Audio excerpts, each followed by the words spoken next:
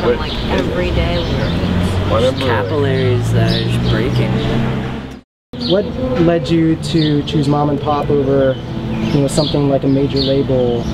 I think we just like the idea of having some freedom with like making our decision and it not tying us to the entire world, you know, and Mom and Pop is, you know, their name speaks for itself. Like they're very much about the artists being themselves, and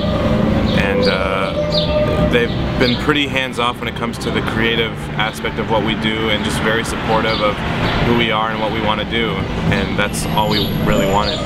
What would you say is the biggest surprise of everything that's happened this year? Probably the response that we got from the Tiny Desk concert that we did. You'll realize like those, you're like, oh, we're going into, you know, play a few songs acoustic in a studio, and how much that got a response, and you know, the amount of people that come up to us at shows and are like, so I've seen your Tiny Desk, I loved it. Holly and I, for about, I don't know, a couple months, we were writing love letters to Bob Boilen just to sort of invite him to our shows. And we had Don't Just Sit There on All Songs Considered a while back, and he really loved that song, and we were writing him and got in touch with him, and did you send him they a asked letter us to like the wrong address or something? no, we sent him a letter for the wrong show. date. Oh. But the good news is he didn't come. Oh. I imagine the day jobs are kind of out of the question. Can you tell me something about, you know, the job, any day jobs before you guys hit the road for such a long term? They're not totally out of the question. Yeah. Thank you for your confidence in our experience right now. I think the experience it's usually when you're ready to go home, there's this anticipation, anxiety so you start calling everybody and you're like, okay, I need a job next week when I get home, or nannying, bartending, waiting tables, recording, playing gigs, all kinds of things. Holly's real excited about it. Nannying, waitressing. I actually love being a nanny. So do I. Yeah. And if you guys ever need a nanny, there's two. There's five. There's five. No. 5. 4. No, you're actually really good with kids. I am, but I don't want a nanny. how's that sandwich? Tasty sandwich? Yeah. Is it a hamburger? Yeah. Arby's.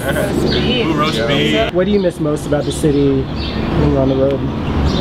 Sleeping in our own bed. We haven't been gone long enough yet to miss it. I think whenever you leave New York, it's like a blessing, you know? I mean, you're like, oh my god, this city is consuming me.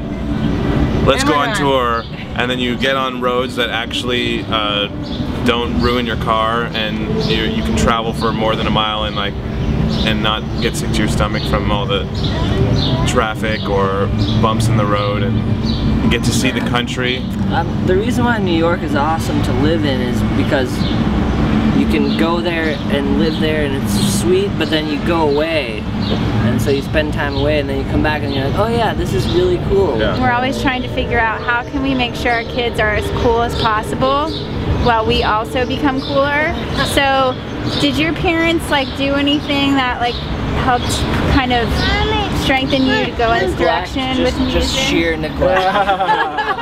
The one thing that all of us have in common, because we all grew up in completely different situations and parts of the country and all those things, but is that our parents were supportive of us being creative and us being artistic, and putting us, if we were musically inclined, just putting us in piano lessons or guitar lessons or whatever it was, singing lessons, and just playing music for us, just getting us around it. What's a cool story that you've heard about your music? Like your music affecting someone, encouraging someone, or speaking to them? Someone tattooed some lyrics on their ribs right here, and they're not the sweetest thing to say to someone, and they have them tattooed on your body. I know there are lyrics that mean so much to me. I don't know if I would get them tattooed on my body, but kind of, that would be mean a lot. If anybody wants to, you wouldn't get "She's a Wilda Woman" tattooed on. I would get, I don't need you, go home on my feet. Yeah. I don't need you, go home. I will say that you have that many terms. my best friend's wife, when she was pregnant with their now daughter, when she was going through the pregnancy, she would listen to Lucius like every single day, and she wrote a long message to all of us saying how it was just gave her so much strength, and just she put it up to her stomach so the baby could hear it, and that was pretty cool. And it was the baby's first concert too. Yeah. What would you say makes your music good? Just the earnestness, our feeling, the emotion that is put into it. We just write music and it kind of comes out how it does. And I think people react to when that happens. It's a good sign. I guess we're doing something good.